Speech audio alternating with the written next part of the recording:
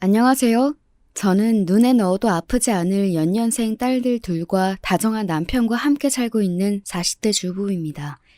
남편 출근시키고 아이들 등교시킨 후 짬짬이 여러분들 사연 듣는 낙으로 살고 있어요. 여기서 듣는 사연들 대부분이 결혼을 통해 만나게 된 사람과의 갈등을 주로 다루고 있잖아요. 저도 기혼이다 보니 남편과 결혼하지 않았더라면 평생 겪어볼 일 없었을 별 희한한 일들도 다 겪으며 살게 되더라고요. 특히나 오늘 제가 들려드리고 싶은 이야기는 결혼 생활 내내 제 신경을 있는 대로 긁던 제 손윗동서 이야기입니다. 남편은 3남매 중 둘째입니다. 위로 형님이 한 분 계시고 막내 시누이가 있죠. 시부모님은 연세가 많으셔서이기도 하지만 그 연세인 다른 어르신들과 비교해 보더라도 상당히 보수적인 편이십니다. 무조건 첫째가 잘 되어야 한다. 마지가 제대로 서야 집안이 바로 서는 거야. 그럼 장남이 제자리를 딱 지키고 있어야 집안이 제대로 돌아가는 게다.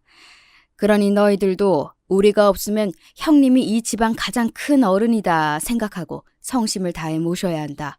아버지 하시는 말씀 새겨들 들어. 네, 아주 전형적인 장남이 최고야를 실천하시는 고리타분한 시부모님들 되시겠습니다. 두 분 중 한 분만 저러셔도 피곤할 판에 부부가 쌍으로 저러시니 집안 분위기가 어떨지는 가히 짐작이 되시죠. 저런 가정 환경에서 자란 탓인지 남편은 본인 부모 형제를 그다지 좋아하는 편이 아니었습니다. 왜 그렇지 않겠어요. 필요한 게 있어도 제 형보다 자기가 더 뛰어나도 결국 모든 건 형님한테 돌아갔으니까요. 학교 다닐 때 공부도 형보다 남편이 훨씬 잘했다고 합니다. 그럼에도 형님은 재수까지 시켜가며 아득바득 서울로 대학을 보냈는데 남편은 대학 시험 성적이 훨씬 좋았음에도 불구하고 장학금을 받을 수 있는 지방 국립대에 진학하길 강요하셨다고 합니다. 남편이 딱 한 번만 나머지는 자기가 학교 다니며 벌어서 다닐 테니 입학금이랑 첫 학기 등록금만 내달라고 그리 애원을 했다는데 들은 척도 안 하셨다고 해요. 결국 남편은 학창시절 내내 목표로 삼았던 서울의 명문대에 합격해 놓고도 눈물을 머금고 지방의 국립대학교에 진학했습니다. 상황이 이러니 아들도 아닌데다 막내로 태어난 시누이 사정은 더욱 좋지 못했습니다. 처음에는 아예 딸 자식은 대학 보낼 생각조차 없었더랍니다. 평생 온몸으로 차별을 경험한 남편이 제 막내 여동생까지 똑같은 꼴을 당하게 할 수는 없어 그간 과외며 온갖 아르바이트로 번 돈으로 대학 입학금을 내준 덕에 시누이는 간신히 대학을 갈 수 있었죠. 그 둘이 어디 성격에 못한 곳이 있거나 첫째인 아주버님에 비해 상대적으로 투자 가치가 떨어진다면 어디 저런 차별을 납득할 시도나마 해볼 것을 성적이나 성격이나 어떤 면을 보아도 아주버님보다 저 두 사람이 월등히 뛰어났습니다. 아마 아주버님은 첫째로 태어나지 않았더라면 제 밥벌이나 제대로 하고 살았을까 싶습니다. 저 같으면 부모가 첫째인 저만 챙기느라 동생들에게 그리 상처를 주는 걸 봤더라면 동생들에게 미안해서라도 잘해줬을 것 같은데 아주버님은 시부모님들께서 모든 지원을 제게 몰아주시는 걸 아주 당연하게 생각하는 사람이었습니다. 평생을 그렇게 자라와서 그런 건지 아니면 제 부모의 성정을 똑 닮아서인지 아마도 둘 다가 아닐까 싶네요. 나는 당신 어머님 아버님보다 아주버님이 더 얄미워. 뭐 하나 잘난 것도 없으면서 제 부모한테 그마지 받았으면 됐지. 우리가 우리끼리 좋은 것 좀 하려고 치면 당연히 제 건 없나 구는 것도 너무 뻔뻔하고 징그럽고. 인간이 덜 돼서 그래, 인간이. 나나 주희야 평생 그 꼴을 보며 살아왔으니 그렇다 쳐도 밖에서 시집온 당신한테까지 저러는 걸 보면 창피한 줄도 모르는 거야. 정말 질린다 질려. 누가 들으면 그래도 제 말이 너무 심한 것이 아닌가 타박하실 수도 있겠지만 저까지 올 것도 없이 남편이 형에 대한 적대감이 만만치 않았습니다. 저 또한 제 남편을 평생 동안 그리 서럽게 자라게 한 사람들인데 시부모와 아주버님에 대한 감정이 좋을 리 없었죠. 결혼할 때도 사정은 마찬가지였습니다. 아주버님이 손윗동서인 형님과 결혼할 때에는 신혼집 전세금은 물론이거니와 제 장인자모 앞에서 기죽으면 안 된다고 없는 형편에 차까지 새로 뽑아주셨다고 합니다. 그러고도 모자라서 뭐 하나 제대로 해준 것도 없는 제 남편과 시누에게까지 은근히 뭔가 해주길 바라셨다더군요. 너 형이 결혼하는데 뭐 좀 없냐? 결혼은 형이 하는데 저희가 왜요? 집안 기둥뿌리 다 뽑아다 그만큼이나 해주셔놓고 아직도 부족하세요? 저희한테 그런 것까지 기대하지 마세요. 쟤는 정말 말 한마디를 해도 매정하다, 매정해! 부모의 타박에도 남편은 완강하게 버텼다고 합니다. 어릴 때야 제 부모에게 조금이라도 인정받아보겠다고 갖은 노력을 하며 부모의 비위를 맞추려고 했던 남편이었지만 대학 진학 이후 그게 다 아무런 소용이 없다는 사실을 깨달은 이후로는 남편도 더는 제 부모에게 기대하는 바가 없다고 했습니다. 그리고 남편이 그렇게 나서서 막아주지 않으면 그걸 고스란히 시누이가 다 뒤집었을 판이었습니다. 평생 제 부모와 큰오빠 차별에 기가 죽어지는 시누이의 성정은 그야말로 비단결이 따로 없었거든요. 너도 그렇게 참지만 말고 저렇게 부당한 요구를 하면 화도 내고 연락도 좀 끊고 그래. 아주 장난만 저들 자식인 줄 아시지. 다른 자식들 귀한 줄 모르는 양반들이시다. 네 인생은 네가 챙겨야지. 나도 오빠처럼 말도 안 되는 소리 하면 화도 마음껏 내고 싶고 소리도 지르고 싶긴 한데 내 타고난 성격이 그러지 못하니 어쩌겠어. 이래서 성격이 팔자라고 하나 봐. 오랜 차별에 제대로 저항도 못하는 시누이의 마음속 기저에 깔린 게 체념이라는 건 남편의 가족들을 처음 만난 지 얼마 되지 않아 쉽게 알아챌 수 있었습니다. 상황이 이렇다 보니 내가 남은 인생 편히 살려면 시댁과는 애초에 거리를 좀 두는 게 좋겠다 싶었죠. 그래서 저희 결혼할 때는 어땠냐고요? 뭘 어땠겠습니까? 저희는 시댁으로부터 제대로 된 지원이라고는 한 푼도 받지 못하고 저희 둘이서 모든 걸 준비해야 했습니다. 물론 시댁 모르게 저희 집에서 조금씩 더 도움을 받긴 했지만요. 아이고, 셋 다 자기 배 아파 낳은 자식일 텐데 어찌 이리 모질까? 내 자식 시집 보냈다고 생각하니 뭐 하나 더 해주지 못한 것만 더 생각나고 아쉬운데. 사돈 내외도 같은 부모이신데 어쩌면 이렇게 무심해. 자네가 그간 자라며 마음고생이 심했겠어. 사정을 알고 제 남편에게 더 마음을 써주시는 제 친정어머니 앞에서 감사한 마음과 송구한 마음 그리고 창피한 마음을 동시에 느꼈을 남편이 가여웠습니다. 결혼해서는 내가 사랑을 듬뿍 쏟아서 저런 서운한 마음 다 털고 살 수 있게 해줘야지 다짐했습니다. 저희 집에서 지원을 받은 걸 시댁에 숨긴 건 남편 의견이었습니다.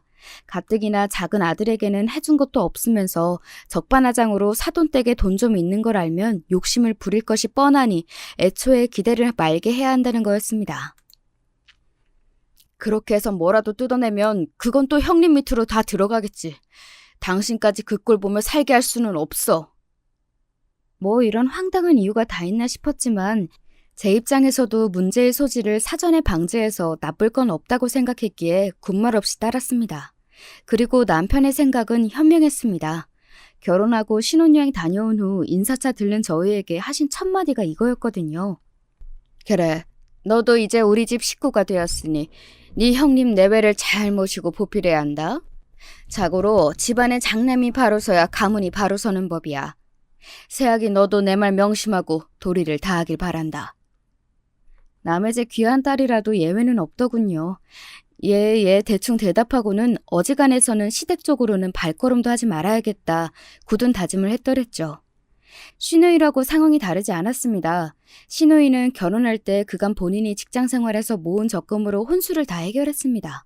저희 부부가 양친 멀쩡히 살아계시고도 시집갈 때 부모가 해줘야 할 것들은 아무것도 받지 못한 시누이가 안쓰러운 마음에 얼마간 도움을 주었습니다. 언니, 오빠 고마워요. 내가 내 부모한테도 못 받은 은혜를 언니랑 오빠한테 다 받네. 그동안 예단이며 혼수에게 나올 때마다 시댁에 얼마나 눈치가 보였는지 몰라. 평생 그렇게 살아서 인이 박힌 줄 알았는데 결혼도 전부터 이렇게 차이가 나니 서러워서 눈물이 다 나더라고. 언니, 오빠, 내가 정말 평생 잘할게. 정말 고마워요. 하나를 주면 둘을 돌려주지 못해 성화인 시누이였습니다. 나 같으면 저런 동생 있으면 무얼 주어도 아깝지 않을 것 같은데 사람 참 어지간하다 싶었지요. 이런 탓에 시누이를 제외한 시댁 식구들과는 가깝게 지내지 않으려고 애를 썼지만 그것도 생각처럼 녹록하지는 않았습니다. 아주버님의 부인, 즉 제 손윗동서인 형님이 뻔질나면 저를 불러 젖혔거든요. 동서, 우리가 이번에 이사를 했잖아. 우리 남편 친구들 불러서 집들이를 하려고 하는데 와서 동서도 좀 거들어. 동서, 저번에 어머님 댁에 가져왔던 복숭아 그거 맛있더라. 우리 큰애가 잘 먹던데 그것 좀 사와 갖고 와. 동서, 이번에 은지 영어 성적 엄청 올랐다며? 자기 딸만 그렇게 좋은 과에 선생 붙이면서 우리 준서 생각은 안 나디? 진작 소개시켜달라고 해도 다른 과에도 해서 일 더 못 늘린다는 핑계나 대고 그 선생 소개시켜줄 거 아니면 우리 준서 영어 성적 책임지고 올려줄 수 있는 선생으로 동서가 좀 구해와봐. 동서! 동서!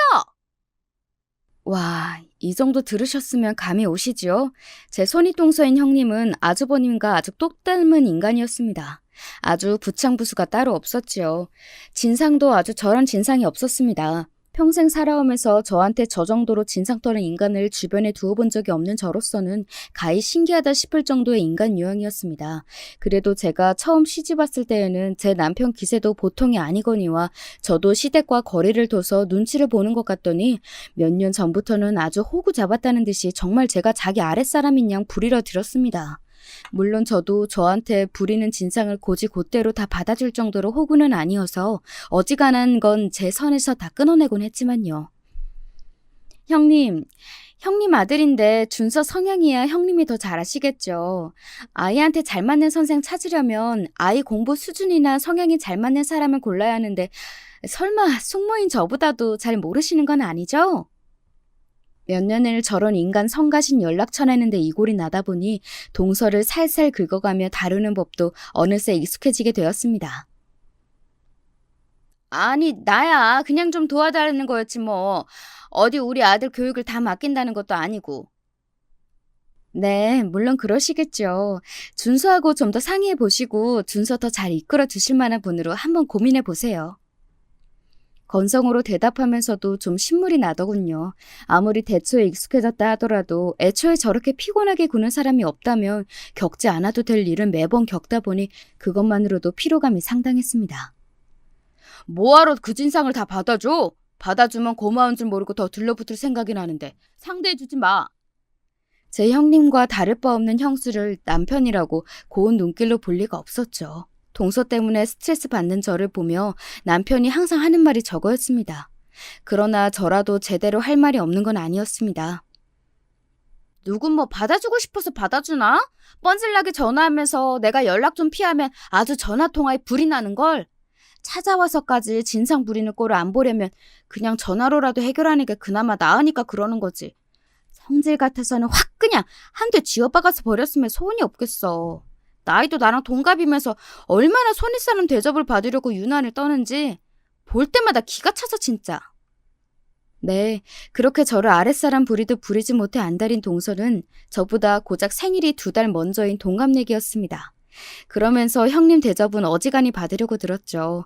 당장에 시부모님부터 손윗동서 잘 모시라고 잔소리를 해대는 편이니 얼마나 신이 났겠습니까? 집안의 질서가 바로 서야지. 아랫사람은 아랫사람답게 윗사람을 공경해야 집안의 질서가 바로 서는 거다. 거참 어지간히 좀 해요. 누가 들으면 무슨 몇백 년 된 양반 집안인 줄 알겠구만. 쥐뿔도 아닌 집에서 말 같지도 않은 질서 같은 소리 하지 말고.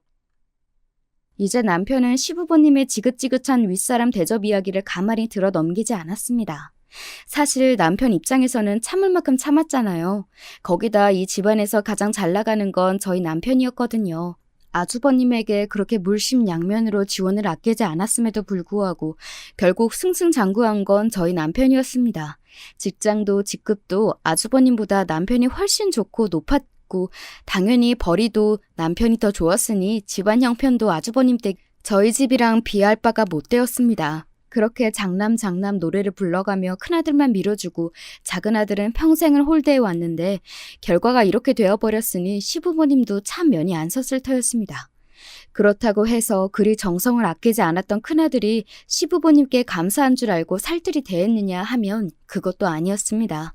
제 동생들은 뒷전이고 저만 챙기는 부모님에게 아주버님이 뭘 보고 배웠겠습니까? 당신들 큰아들이 세상 제일인 줄 알고 키우신 덕에 저밖에 모르던 아이가 저밖에 모르는 어른이 된 건 어찌 보면 당연한 일이었죠. 그러다 보니 자식들 도움이 필요한 일이 있더라도 시부모님 입장에서는 선뜻 손 내밀 수 있는 자식이 없었습니다. 큰아들이야 이제 제 가정 이루고는 제 식구들이나 중한 줄 알았지 부모가 이거 필요하다 저거 필요하다 소리는 은근히 못 들은 척하기가 일쑤였습니다. 동서라고 뭐 그리 달랐겠어요. 제 남편도 안 챙기는 시부모님인데 저라고 챙길 이유가 없었겠지요. 그저 형님 잘 모셔야 한다는 저한테 잔소리나 할 때나 필요했을 거예요. 그러자고 저희 남편한테 손을 빌리자니 바늘 하나 꽂히지 않을 제 둘째 아들 성정을 감당할 자신이 없으셨겠죠. 그래도 제 어미 아비인데 네 서방도 참 모질다. 어머니도 똑같이 배 아파 낳은 자식들인데 아주버님이 가장 예쁘셨을 거 아니에요? 부모도 자식한테 그런데 뭐 하나 받은 것 없는 자식이라고 부모한테 그런 맘이 안 들겠어요? 뭐 인간관계는 가는 만큼 오는 거죠. 아직도 미안한 줄도 모르고 제 서운한 마음이 앞서는 시어머니 앞에서 바른 소리를 하기는 마다하지 않았습니다. 듣기 고가오도 어쩔 수 없지요. 아무리 서운해도 그간 평생 받아온 남편의 상처에 비할까요? 처음 시집 왔을 때는 고지식한 시부모님 때문에 결혼 생활이 고될까 다소 걱정스러웠는데 오히려 결혼 후에 저희 가정에 충실하고 시댁과의 관계에 단호하게 대처하는 남편 덕에 시부모님 대하는 일은 생각보다 껄끄럽지 않았습니다. 나이가 드실수록 자식들 손 벌릴 일은 많고 잘나가는 자식은 어렵고 이제 이빨 빠진 호랑이가 된 마당에 발언권이 줄어드는 건 자연스러운 일이었으니까요. 제 생각에 동갑내기 손윗동서가 그렇게도 제게 손윗사람 대접을 들으려 드는 데에는 아무리 생각해도 그런 이유가 가장 큰 것 같았습니다. 자기가 보기에도 아주버님과 제 남편이 너무 차이가 났을 테니까요. 집안의 큰형이라고 시부모들이 떠받들고 있기는 하지만 사실 아주버님한테 볼 게 뭐가 있습니까? 지금 그만큼이나마 사는 것도 시부모가 해준 거고 제 손으로 자주 성가한 도련님은 좋은 집에 넉넉한 형편에 공부 잘하는 딸들에 언뜻 보기에도 동서와 제 처지가 차이가 나니 그나마 자기가 내세울 만한 건 손윗동서라는 제 위치뿐이었을 테니까요. 어머님 말씀이 틀린 거 하나 없어. 사람이 윗사람을 공경할 줄 알아야지. 아랫사람이 윗사람한테 할 말 따박따박하고 그런 거 밖에서 보기 얼마나 없어 보이겠어? 그게 다 집안 품격 떨어뜨리는 일이라고. 본디 이 집에서 태어나신 양반이라도 되는 것처럼 짐짓 금럼하게 말하는 동갑내기 동서의 꼴이 참 애잔했습니다. 요새 젊은 꼰대들이 그렇게 많다던데 그중에서도 동서가 최고였습니다. 꼴에 자존심은 있어가지고 남들이 들으면 비웃을 만한 저런 걸 가지고 제 자존심을 채워보겠다는 게 어찌 보면 좀 안 됐다 싶기도 했어요. 그러다 사달이 난 건 역시 자식 문제 때문이었습니다. 시댁 모임에 다녀온 지 얼마 되지 않아 우리 막내딸과 이야기를 나누다가 우연히 형님 댁 이야기가 나왔습니다. 엄마, 큰엄마네 집은 좀 이상한 것 같아. 나도 시집 올 때부터 그렇게 생각했단다. 속으로 그리 말하면 대꾸했습니다. 왜? 오빠들이 뭐라고 그래? 저번에 할아버지네 갔을 때 윤수 오빠가 그랬거든. 맨날 준서 오빠한테는 해달라는 거 다 해주면서 자기가 형한테 해준 거 나도 해달라 그러면 막 뭐라고 그런대. 이번에 시험 성적도 윤서 오빠가 훨씬 더 잘 나왔는데 준서 오빠한테만 갖고 싶다 하던 게임기 사주고 자기한테는 사주지도 않아서 형한테 빌려달라고 했더니 한 번 빌려주지도 않아서 자기 형 싫다고 막 그랬어. 윤서가 그런 소리를 해? 옆에서 잠자코 듣고 있던 남편이 말했습니다. 그것 말고도 많대. 준서 오빠는 메이커 있는 신발도 턱턱 사주는데 자기는 진짜 조르고 졸라야 한 번 사줄까 말까라고. 형만 맨날 좋은 거 해준다고. 남편의 생각이 복잡해 보였습니다. 남편이 말하지 않아도 무슨 생각을 하고 있을지 훤히 들여다 보였습니다. 제 부모에게 보고 배운 걸 제 자식에게도 그대로 하고 있는 모양이었습니다. 속으로 윤서 너도 참 안타깝게 되었구나 안쓰러운 마음이 들었으니 남편 입장에서는 어린 조카가 마치 자신의 어릴 적과 겹쳐 보였을 테지요. 그리고 자꾸 비교하는 것도 짜증난다고. 아, 그 말 진짜 기분 나빴어. 왜? 또 뭐라고 했는데? 집에서 언니랑 나는 공부 잘하는데 윤서 오빠는 그만큼 성적 안 나온다고 자꾸 뭐라고 한다잖아. 자기보다 공부 못하는 준서 오빠한테는 그런 소리 안 하면서 자기만 자꾸 비교한다고. 기집 애들이 쓸데없이 공부는 잘해서 애 기를 죽인다고 막 그런 소리도 하고. 민지야, 뭐라고? 이놈의 여편네가 자식 앞에서 할 소리 못할 소리 못 가리고 제 자식들까지 괜한 욕을 먹인 모양이었습니다. 저도 저인데 옆에서 잠자코 듣고 있던 남편이 버럭 화를 내며 끼어들었습니다. 무슨 제 아들들 못난 탓을 할 일이지. 감히 내 딸들한테 그런 식으로 얘기해? 가뜩이나 제 형과 형수에 대한 반감이 보통이 아닌 남편 속에 불을 지른 셈이었습니다. 제 편을 들어주는 제 아빠를 보고 신이 난 모양인지 딸아이가 눈치도 없이 남편에게 기름을 부었습니다. 그래봤자 시집가면 다 끝인데 아무짝에도 쓸모없는데 힘을 뺀다고 자기들끼리 막 그러더래. 아 진짜 너무 재수없어. 그 말에 남편이 그만 폭발해버렸습니다. 당장에 아주버님 댁으로 달려가 뒤집어 엎을 기세인 남편을 겨우 달래놓고 딸아이를 살짝 흘겨보았습니다. 요 깍쟁이, 너 아빠 화나라고 더 그랬지? 그럼 그런 소리를 듣고 가만히 있어? 다음에 볼 때 아빠 손에 한번 아작 나보라지. 상상하니 벌써부터 고소하다는 듯한 딸아이 표정에 어이가 없으면서도 저도 부모인지라 아주버님 내외가 아주 괘씸했습니다. 자기들끼리야 무슨 말을 하든 어찌 알겠습니까마는 제 자식들 앞에서까지 조카 딸을 깎아내리지 못해 안달인 못 나빠진 내외가 정말이지 마뜩치 않았습니다. 그리하여 다음 가족 모임 날 남편은 시댁을 아주 제대로 뒤집어 엎어버렸습니다. 내 딸들 키우는데 보태준 것도 없으면서 기집애니 어쩌니 조카 욕을 해? 무서운 기세로 몰아붙이는 남편 기세에 아주버님과 동서 모두 혼비백산한 표정이었습니다. 형님 얼굴에 아차하는 표정이 지나가더군요. 아니 도련님, 저희가 무슨 말을 했다고. 내 형수하는 꼴이 마음에 들어서 지금까지 가만 보고 있었던 게 아닙니다. 그간 우리 애들 엄마고 애들이고 고깝게 군 거 내가 모를 줄 알아요?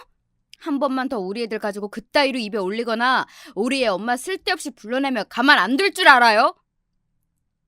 제 마누라가 동생에게 쥐잡듯 잡히고 있는데도 저한테 하는 말이 아니니 슬그머니 모른 척하고 앉아있는 아주버님 꼴이 참 한심했습니다. 형님도 마찬가지예요. 내 형님한테 할 말은 많지만 하다 보면 끝도 없으니 잠자코 있는 것뿐입니다. 내가 나 당하는 건 평생 참고 살았지만 내 가족 건드리면 형님이고 뭐고 앞으로 안 참을 테니 처신 똑바로 해요. 아니, 나야 그냥 이 사람 하는 말에 말 한마디 보탠 걸 가지고. 을이 참 대단하네요. 저런 걸 남편이라고 손윗사람이라 유세를 부리는 동서 신세도 참 어쩜 저리 서로에게 잘 맞는 짝을 찾은 건지 영혼의 동반자가 따로 없었습니다. 집안 꼴 아주 잘 돌아가네요. 그렇게 집안 바로 세우겠다면 자식들 편애하더니 고작 이 꼴 보려고 그러셨습니까? 이내 불똥은 쥐죽은 듯 계시던 시부모님께 튀었습니다. 당신들 업보의 집안에 하루도 바람잘 날이 없으니 뭐 들으실 말씀 들으신 셈이죠. 그 길로 남편은 저희들을 이끌고 시댁을 나섰습니다. 그리고 며칠 지나지 않아 전화를 받지 않는 제게 동서가 그거 그냥 집에서 우리끼리 한말 가지고 그렇게 사람을 무한하게 잡돌이를 하느냐. 뭐 궁시렁대는 문자를 보내왔으나 산뜻하게 무시했습니다. 정작 제 남편한테는 무서워서 못하는 소리를 만만한 저한테 하는 꼴까지 딱 형님다웠죠. 그러고는 당분간 시댁이며 동서며 불려다닐 일이 없어서 오히려 편했습니다. 요즘만 같으면 사는데 딱히 걸리는 일도 없겠다 싶은 간만에 평화로운 나날이었습니다. 제 며느리는 어려워할 줄 몰라도 아들 무서운 줄은 아시는 시부모님께서는 혹여 제 남편에게 이대로 팽 당할까 싶어 슬슬 눈치를 보며 다시 연락할 간을 보시는 모양이었습니다. 아무 힘도 없던 어린 시절 같았으며 당장에 내쫓길 일이 없겠지만 아무리 부모 자식 지간이라 하더라도 능력 있는 게 제 일이더군요. 매번 같은 일로 남편의 우라가 반복되는 상황이 계속되었지만 이제는 남편 성질대로 할 말 안 참고 속에 맺히는 것 없이 살 수 있게 되어서 다행이라는 생각을 했습니다. 며칠 잠잠하던 동서에게서 다시 전화가 왔습니다.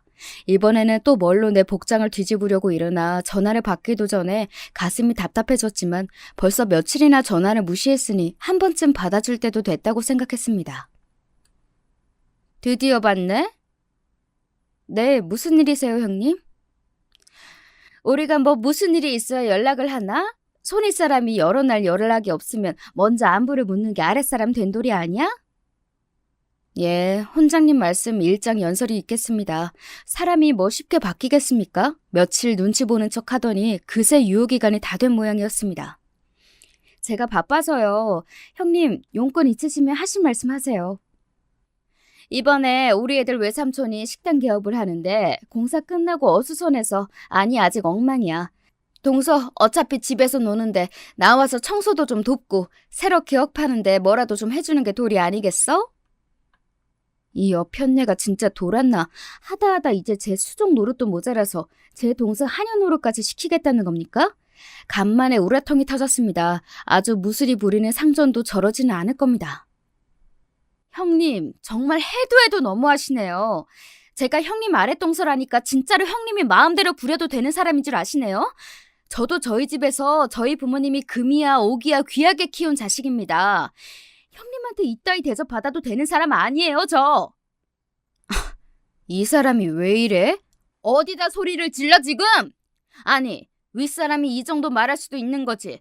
동서 진짜 쓸데없이 예민한 거 알아? 내가 진짜 아랫사람 무서워서 무슨 말도 못하겠네. 이런 경우는 없는 거야. 도리어 제가 버럭 역정을 내는데 진짜 기도 안 차더라고요. 더는 상대하고 싶지 않아 한마디 하고 전화를 끊어버렸습니다. 지금 하신 얘기는 못 들은 걸로 할게요. 그간은 애들 아빠 입장도 있고 형님 생각해서 들어드린 것도 있는데 앞으로는 이런 얘기하실 거면 굳이 연락 안 하셔도 돼요. 이만 끊습니다. 전화를 확 끊고 나서 생각을 곱씹으며 곱씹을수록 부하가 치밀어 올랐습니다. 아니, 쟤까지 깬 뭐라고 저를 이렇게 함부로 대합니까? 제 복장을 터트린 동서나 마찬가지로 진상인 아주버님, 그리고 저 둘의 진상의 원인 제공자인 시부모까지 싹 다 마음에 들지 않아 죽을 지경이었어요. 퇴근에 돌아와 혼자 속을 끓이고 있는 저를 본 남편이 자초지종을 듣고 열불을 내며 말했습니다. 그 집 종자들 인간 되기는 텄다 텄어. 예, 비정상인들 상대했다가 분통 터지는 건 정상인들 뿐이라고 했던가요? 오래 엮여 좋을 것이 없는 인간이었습니다. 그러게 진작 연락 받아주지 말라니까 뭘 또 그걸 받고 있어. 타박하는 남편 말을 귓등으로 들으며 내 언젠가 건수 하나 잡으면 제대로 피를 말려주리라 이를 부득부득 갈며 전의를 다졌습니다. 한바탕 서로 난리를 친 덕분인지 그러고 나서는 한동안 동서도 연락을 하지 않았습니다. 제발 이대로 좀 나한테서 떨어져라 싶었죠. 그러던 동서를 다시 만나게 된 건 아주 우연한 일이었습니다. 그날은 아이들이 새로 다닐 학원을 알아보느라 몇 군데 학원에 들러 학부모 상담을 받은 차였습니다. 조금 괜찮은 수업을 구하려다 보니 평소 다니던 곳보다 좀 멀리 나오게 되었어요. 종일 바쁘게 다닌지라 허기가 져서 인근 패스트푸드점에서 햄버거 세트를 하나 사서 허리 펴고 편하게 먹으려고 차 안으로 들어왔습니다. 편한 자세를 잡느라 운전석 시트를 뒤로 조정해가며 제끼고 있는데 차 안 유리를 통해 보이는 한 남녀의 모습이 눈에 들어왔습니다. 묘하게 익숙해 보이는 모습에 저도 모르게 몸을 앞으로 기울여 실눈을 뜨고 자세히 봤더니 웬 처음 보는 남자의 팔짱에 찰싹 달라붙어 거의 매달리시피 걷고 있는 여자는 세상에나 동서였습니다. 세상에나 맙소사 제 입에서 온갖 감탄사는 다 튀어나왔습니다. 제가 알기로 동서에게 남자 형제는 남동생 하나뿐이었고 그나마도 제가 안면을 익히고 있었습니다. 딱 보기에도 보통 사이로 보이지 않는 동서 옆의 남자는 제 데이터를 아무리 찾아도 나오지 않는 낯선 남자였죠. 슬슬 해가 넘어가기 시작할 시각이었지만 아직 해가 지지 않아 밖이 환했습니다. 저 옆편네가 간이 배 밖으로 나온 모양이다. 아주 미쳐도 단단히 미친 모양이지. 저쪽에서 제 차 근처까지 걸어오는 그 짧은 시간 동안 정말이지 별의별 생각이 다 머릿속을 스치고 지나갔습니다. 그 찰나의 순간에 이거 찍어야겠다는 생각이 번뜩 제 머리를 쳤습니다. 저는 황급히 스마트폰을 꺼내 남자와 동서의 모습을 동영상으로 찍었습니다. 동영상은 길지 않았습니다. 동서와 남자가 함께 한 건물 안으로 쏙 들어가 버렸습니다. 시선을 들어 간판을 확인하니 세상에 모텔이었습니다. 누가 들으면 아마 지어낸 거짓말이라고 했을 겁니다. 이렇게 시기적절한 타이밍에 이런 우연이 다 있나요? 살다 바람 피우는 현장을 제 두 눈으로 목격하게 되리라고는 단 한 번도 상상해보진 못했습니다. 하물며 동서라니요. 순간 마치 주마등처럼 그간 동서가 제게 손이 어른 행세를 하며 저질러온 수많은 만행이 눈앞을 스치고 지나갔습니다. 잠시 남자와 동서가 사라진 모텔 입구를 멍청하게 바라보다 동영상 재생을 종료했습니다. 확인차 재생해본 동영상 속 남자와 동서의 모습을 다시금 두 눈으로 똑똑히 담으면서도 이게 정말 현실이 맞나 싶더군요. 그 짧은 새에 저 둘을 찍어야겠다 생각하고 동영상으로 남긴 제 스스로가 놀라울 지경이었습니다. 어떻게 그 찰나에 그런 생각을 다 했을까 스스로 기특할 따름이었습니다. 동영상을 여러 번 확인하고 나니 비로소 상황이 머릿속에서 정리되면서 저도 평정을 되찾았습니다. 이렇게 좋은 건수를 잡았는데 그냥 얌전하게 곱게 넘어갈 줄 생각은 병아리 눈물만큼도 없었습니다. 먼저 남편에게 말을 해야 하나? 오늘 당장 아주머니 댁으로 쳐들어갈까? 온갖 계획들이 중구난방으로 쏟아져 내렸죠. 이윽고 저는 생각 정리를 마쳤습니다. 잠시 후 그새 해가 어둑어둑해진 사이 남자와 동서가 다시 모습을 드러냈습니다. 뭐가 그리 좋은지 동서 입이 귀에 걸려있더군요. 저는 차에서 내려 두 사람에게 다가갔습니다. 어머, 형님 아니세요? 짐짐 놀란 척 제가 말을 걸자 옆에 남자 얼굴 쳐다보는데 정신이 팔려있던 동서가 화들짝 놀라 저를 돌아보았습니다. 옆에 있던 남자도 눈이 휘둥그레지더군요. 어머, 이런 데서 형님을 다 보네요. 근데 옆에 분은 누구? 제가 둘을 아래 위로 훑어보자 그제야 상황 파악이 되는 모양인지 동서가 남자에게서 얼른 떨어져 나왔습니다. 그래봤자 한참 늦었지만 말이죠. 저는 두 사람이 방금 나온 모텔을 경악한 눈으로 바라보며 말했죠. 형님, 설마... 아니야.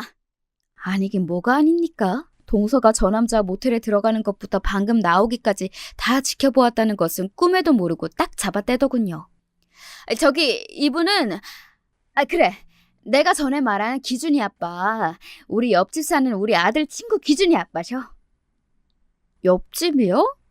제가 눈을 괴슴틀에 뜨고 남자를 쳐다보자 남자도 당황해서 짓거리기 시작했습니다. 네, 안녕하세요. 준서 어머니 동서시구나. 누가 봐도 상황이 뻔한데 어떻게든 이 상황을 무마시켜 보려는 두 사람 노력이 눈물겨울 지경이었습니다. 저는 가자미 눈을 뜨고 남자를 다시 한번 쏘아봐주고는 동서에게 말했습니다. 여기 계속 서서 말씀하시겠어요? 저랑 같이 가실래요? 하실 말씀이 있으시구나. 그럼 저는 먼저 들어가 보겠습니다. 말씀들 잘 나누세요. 저까지 같이 붙들릴까 싶어 꽁지가 빠지게 도망가는 남자를 동서가 황망히 바라보았습니다. 남자를 골라도 어디서 꼭 저런 것들만 고를까. 애잔한 마음을 애써 감추며 동서를 똑바로 쳐다보았죠. 동서는 당황스러워 차마 저와 눈도 제대로 마주치지 못하더군요. 그나마 옆구리에 남자를 끼고 있을 때에는 횡성수설 상황을 무마하려는 시도라도 해보더니 남자가 자리를 뜬 이후에는 입도 못 대고 있는 동서 덕에 침묵이 길어지고 있었습니다. 따라오세요. 제 말에 흠칫하더니 잠시 망설이던 동서가 제 뒤를 따랐습니다. 타세요. 응? 저야 여기 서서 말해도 상관은 없는데 형님 괜찮으시겠어요? 제 말에 그제야 동서가 후다닥 제 차로 튀어들어갔습니다. 따라서 운전석에 몸을 실은 제가 잠시 아무 말이 없자 제 눈치를 살피던 동서가 먼저 입을 열더군요. 저 동서, 방금은 그게 좀 이상해 보일 것 같아서 내가 미리 말하는 건데 동서가 생각하는 그런 거 절대 아니다? 제가 무슨 생각을 하는데요? 어디 한번 혼자서 무신소를 하나 드러나 보자 싶어 제가 물었더니 동서가 다급히 변명 같지도 않은 변명을 늘어놓기 시작했습니다. 저기 아까 본 사람은 우리 옆집 사는 우리의 친구 아빠인데 왜 내가 전에 한번 동서한테 얘기한 적 있지? 우리 옆집에 외국 살다가 들어온 가족이 있는데 사람들이 아주 괜찮다고. 나뿐만 아니라 우리 남편하고도 가족끼리 잘 지내서 같이 식사도 자주 하고 그런다고 왜? 네, 지나가다 얼핏 들었던 것도 같습니다. 허영이 심한 동서가 외국 생활을 하다가 들어왔다는 이웃의 가족에게 시기와 선망이 뒤섞인 눈빛으로 그 집 여자는 복도 많다며 투기하던 꼴을 본 것도 같네요. 그때는 그게 그저 잘난 서방 만나 외국물까지 먹은 옆집 여자에 대한 시기심 정도라고 생각했는데 그게 제 연적에 대한 질투였다 이거죠. 아주 혼자서 막장 드라마를 쓰고 있구나 속으로 동서에게 혀를 찼습니다. 제 남편을 둘째치고 제 아들 친구랑 어디 할 짓이 없어서 해도 지기 전에 저런 데를 다 들락거립니까? 저는 제 입으로 담기에도 민망한 짓을 하고 돌아다니는 동서꼴이 참 어처구니가 없었습니다. 그런데요? 그러면 가족끼리 같이 볼 일이지 이런 데서 남자랑 단 둘이 나오는 게 무슨 뜻인지 설마 모르고 하시는 말씀은 아니시죠? 아니래도 그러네. 그러니까 저 사람이 외국 살다 와서 영어를 아주 잘하거든. 근데 우리 애들이 영어가 약하잖아. 그래서 나는 애들 교육 상담 차원에서 그래, 영어 배웠어, 영어. 이게 웬 뚱딴지 같은 소리입니까? 지금 저보고 옆집 남자를 따로 단둘이서 몰래 모텔에서 만나서 영어 공부하고 나왔다는 걸 변명이라고 짓거리고 있는 겁니까? 제가 너무 어리 빠져서 잠시 말문이 막혀 있는데 멍청하게도 그걸 제 변명이 먹히고 있다고 생각한 건지 동서가 두서없이 주절대기 시작했습니다. 그래, 이 시간에 마땅히 갈 데도 없고 동서처럼 괜한 오해할 수도 있잖아. 그래서 그런 거지 진짜 아무 일도 없었다, 어? 동서, 막 혼자서 이상한 생각하고 그러면 안 돼? 너무 당황한 나머지 제가 뭐라고 떠들어대는지도 못 알아먹는 모양이었습니다. 저는 잠시 어리 빠져 있다가 그만 저도 모르게 박장대소하고 말았습니다. 제가 정신을 놓고 웃음을 터뜨리자 동서 얼굴이 그만 사색이 되었습니다. 저도 이제 틀렸구나 싶었던 모양이었지요. 저는 급기야 배까지 움켜쥐고 깔깔거리기 시작했습니다. 너무 웃어서 눈물까지 날 지경이었습니다. 세상에, 형님 놀라긴 진짜 놀라셨나 보다. 내가 살다 이런 말 같지도 않은 소리를 듣게 될 줄이야. 나 형님 이렇게 재밌는 사람인지 오늘 처음 알았잖아. 웬일이니 진짜.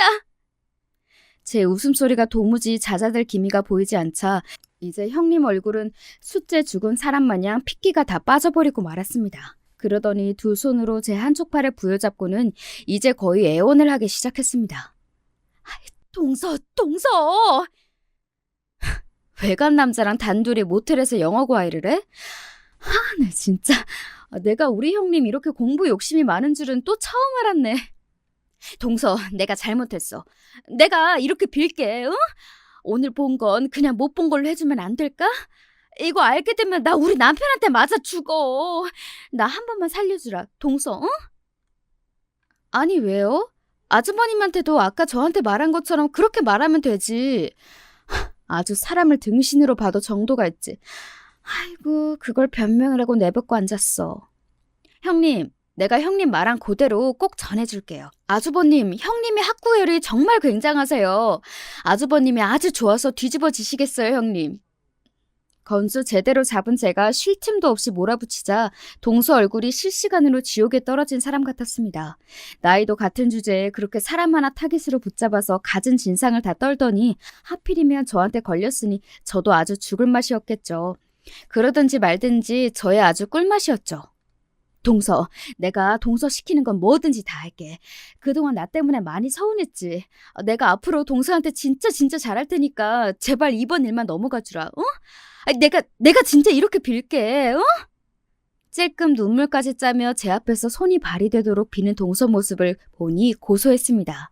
하지만 저는 고작 이 정도로 만족할 생각이 없었습니다. 그간 제가 당한 게 얼마인데요. 그건 안 될 말이죠, 형님. 제가 알면서도 얘기를 안 하는 건 기만이잖아요. 잘못은 형님이 했는데 왜 저까지 형님하고 공범이 돼야 해요? 이거 감춰준 걸 알면 아주버님부터 아버님, 어머님까지 저까지 싹 잡아서 배신자라고 하실 게 뻔한데요. 왜 제가 형님 허물 감춰준다고 그렇게까지 해야 해요? 그럼 잠깐 시간이라도 벌어줘. 내가 책임지고 깔끔하게 해결할 테니까 그때까지만. 부부 문제는 부부끼리 해결해야 하잖아. 그렇지? 동서도 그렇게 생각하지?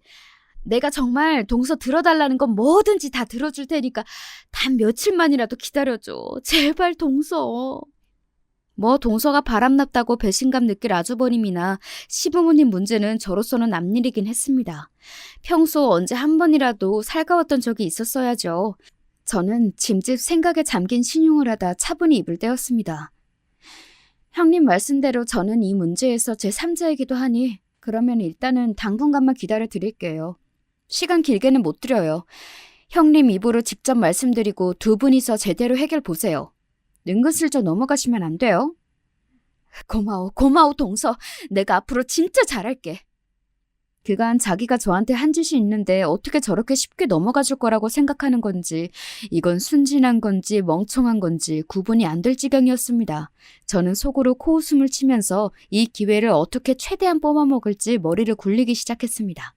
다음 날 아주 드물게 제가 먼저 동서에게 전화를 걸었습니다. 통화 연결음이 얼마 울리지도 않았는데 동서가 곧장 전화를 받더군요.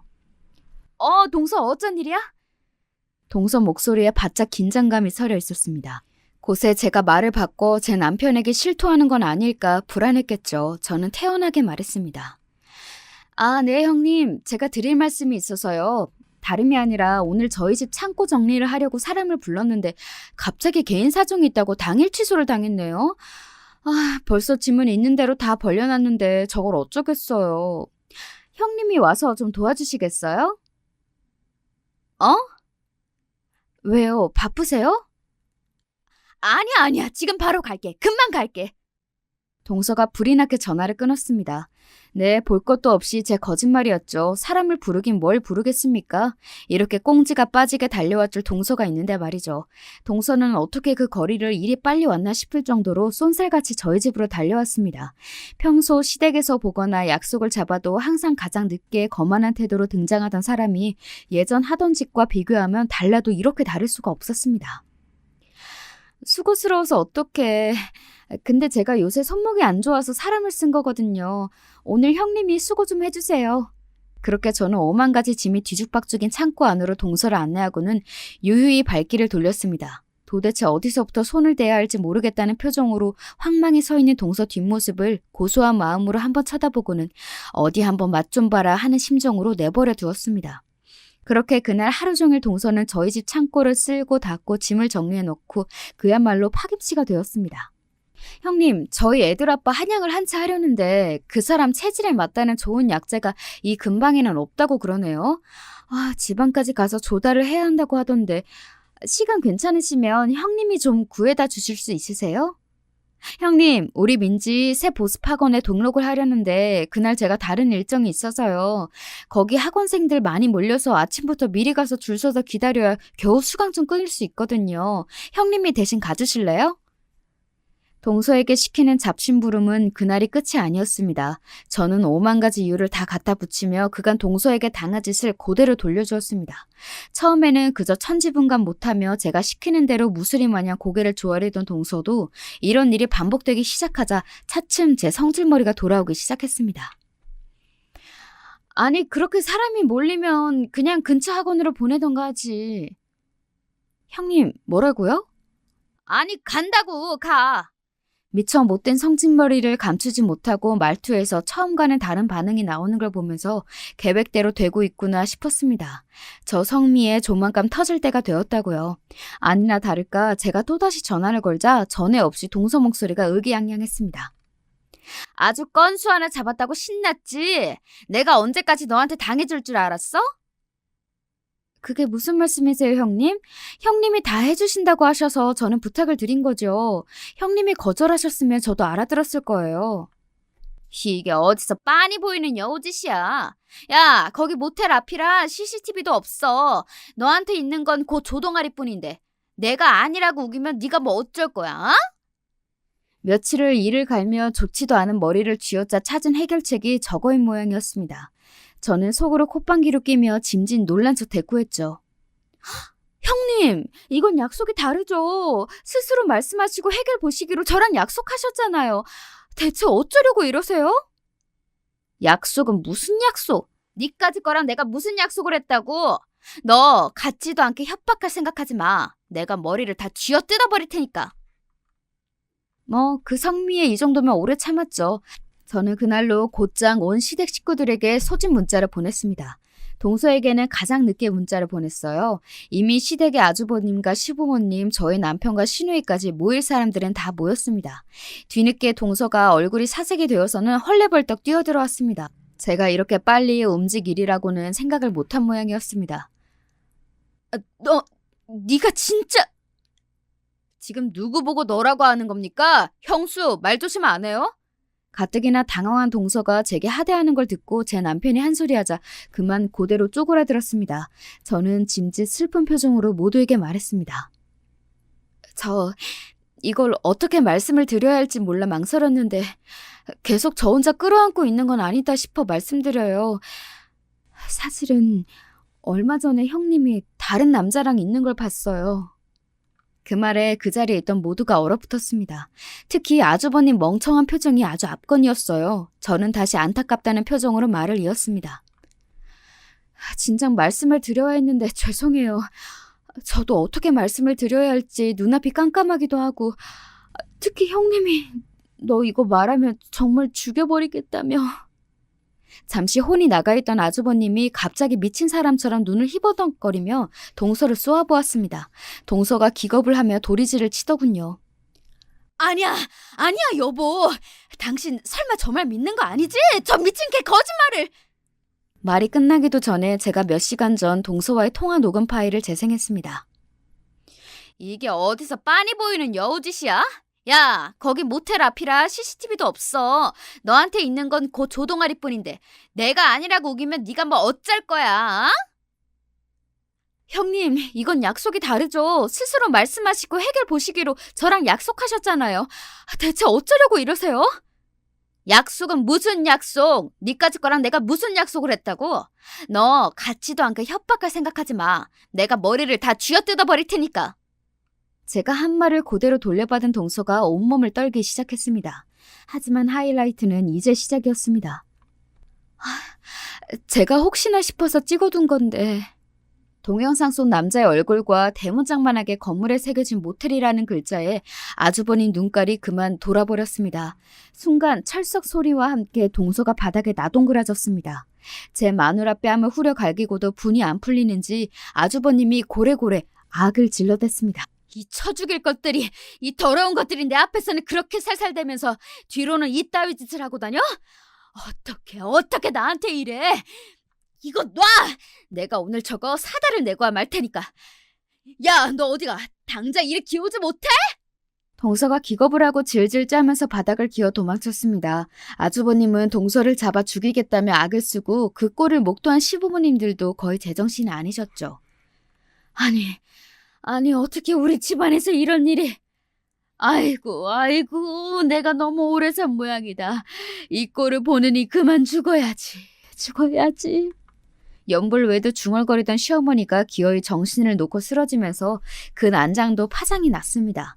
그리 귀해하시던 장남과 큰며느리의 말로가 일이 되었으니 제정신 붙들고 버티시기 힘들기도 하셨을 겁니다. 시어머니가 뒤로 넘어가는 걸 보면서도 그간 제 남편과 제게 했던 짓들을 생각하니 별로 안 됐다는 생각도 들지 않았어요. 뭐 어쩌겠어요. 이래서 사람이 평소 인망이 중요한 거죠. 집에 돌아오는 길에 말없이 묵묵히 운전만 열심히 하는 남편을 슬쩍 찔러보았습니다. 그렇게 장남이라고 대우해주고 당신은 상처를 주더니 조금 시원해지지 않았어? 이제 그럴 단계는 지났지. 저 사람들한테 그렇게 마음 쓰지도 않아. 그러기도 아깝고.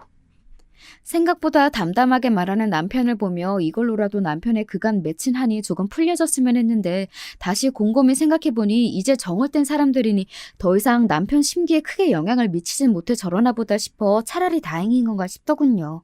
그 이후로 시부모님 입에서 장남이 제일 중하니 첫째가 잘 되어야 집안이 바로 선다니 하는 소리는 그만 쏙 들어가 버렸습니다. 뭐 본인들도 할 말이 없겠지요. 예전보다도 더 제 남편 앞에서 기가 죽어 쪼그라든 모습을 보며 진작 다른 자식들에게 남들 하는 많지만 했어도 서로 좋았을 걸 왜 부모 대접도 제대로 못 받게 저렇게밖에 못 사셨나 싶어 그저 입맛이 썼습니다. 동서내외는 아직도 이혼을 한 해 만에 지지고 볶으며 사는 중입니다. 어찌나 요란스레 싸우대는지 벌써 주민신고가 여러 번 들어가 전셋집에서도 내쫓길 판이라네요. 아주버님이 옆집 남자 머리채를 잡은 게 동네방네 소문이 나서 동서는 얼굴도 못 들고 살고 있습니다. 가끔 싸우다 맨발로 내쫓긴 모습이 목격되기도 한다지요. 그러면서도 애들 때문에 갈라서질 못하는지 저렇게 서로의 지옥이 되어 계속 붙어살 모양인가 싶기도 해요. 그저 애들만 안 됐죠. 제 황당무계한 시댁 이야기는 여기까지입니다. 재미라고 하긴 좀 못하지만 시원하게 들으셨는지 모르겠네요.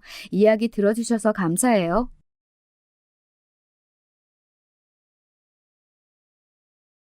안녕하세요. 여기는 이제 70대가 된 저와 비슷한 세대의 분들이 많으실 것 같은데요.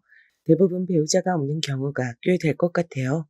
헌데 저 같은 경우는 꽤 일찍 배우자를 보냈거든요. 6, 70까지 같이 아웅다웅 살다가 늦게 배우자와 이별하는 분들의 기분을 저는 늘 궁금해했어요. 그렇게 늦게 이별하신 분들은 아쉬움이 없으실까요? 제 얘기를 해보자면 전 30대 후반에 남편을 먼저 보냈답니다. 아들만 둘을 낳아서 키우고 있던 저에게 이건 정말 청천벽력 같은 소식이었죠. 우리 부부 그 시대치곤 늦깎이 결혼을 했고 둘 다 30이 넘어 자식을 봤거든요. 그게 우리의 마지막인 줄 모르고 전 새벽녘 눈을 비비며 남편과 이런 대화를 했었어요. 도시락에 이것저것 못 넣고 오늘은 너무 피곤해서 장아찌랑 불고기만 좀 넣었어요. 가다 시장하면 계란이랑 고구마도 삶아 넣었으니까 이거라도 드시구랴. 그러자 남편은 본인 역시 아주 피곤한 얼굴로 눈을 연신 비벼대면서 도시락을 받아들었어요. 그러게. 지금 뭐 입맛도 없네. 계속 밤에 일하고 새벽 나가길 반복하니 원. 어제는 국수나 겨우 하나 먹고 움직였지 뭐야. 암튼 다녀올게. 남편은 당시 건설업 쪽에 있었는데 일이 불규칙적이고 현장에서 사건, 사고도 많은 편이었어요. 이후로 제가 아들 녀석이 그쪽 일을 한다면 아주 기를 쓰고 바닥에 누워 말렸었더랬죠. 엄마 진짜 어떻게 되는 꼴 보고 싶어서 그런 말들을 하냐? 엄만 아직도 그날 오전을 생각하면 가슴이 철렁해. 제발 엄마 가슴에 못 박는 일 하지 말아라. 그 근처도 가지 마. 다른 일 한다면 얼마든지 밀어줄 수 있어. 하지만 니들 아버지랑 같은 길은 가지 마라. 생각해보면 저도 정말 바보 같았어요. 어떤 직업에 그게 무슨 죄가 있다고 괜히 선입견 갖고 말렸던 걸까요? 사실 남편은 직업과는 상관없이 그저 밀려드는 업무와 피로가 겹쳐 당한 사고였어요. 그날 당시 저는 옆집 아줌마한테 우리 애들을 맡기면서도 제정신이 아니었답니다. 우리 순호 아빠가 어떻게 됐다나 봐요. 영준이 엄마, 우리 순호랑 영호 좀 봐줘요. 아이고, 내 정신이야. 이렇게 쓰러지기 직전이었던 저를 옆집 아줌마가 챙겨줘서 겨우 일어났고, 그렇게 남편에게 달려갔죠. 하지만 순식간에 벌어진 그 새벽녘 트럭 졸음운전 대사고에 우리 남편도 같이 휘말려 끔찍한 일이 벌어졌더군요. 차체가 형태를 알아볼 수 없을 정도면 이미 얘긴 끝난 상황이었으니까요. 저희 친정엄마가 옆에서 얼마나 우셨는지 차마 울지도 못하는 절 대신해서 통곡을 하셨어요. 아이고, 우리 우리 딸 어떡하나. 이렇게 일찍 서방을 보낼 줄 누가 알았겠어. 아이고, 너희들 다 불쌍해서 어쩌냐. 친정엄만 워낙 먼 곳에 살고 계셨기 때문에 절 도와주실 수 없었고 끔찍한 사고로 먼저 간 사위도 너무 불쌍하게 생각하셨던 것 같아요. 아무튼 곡소리가 끊이질 않던 그 밤을 잊을 수가 없답니다. 어쩌면 다들 그러실지 모르겠지만 전 남편과 그렇게 사이가 좋은 것도 나쁜 것도 아니었어요. 그냥 자식을 키우며 서로 지탱해주기도 하고 밀어주기도 하면서 버티는 사이였죠. 사랑이라든지 그런 건 잘 모르겠어요. 그런 건 같이 살면서 서로 불쌍히 여기면서 생기는 게 아닐까 싶네요.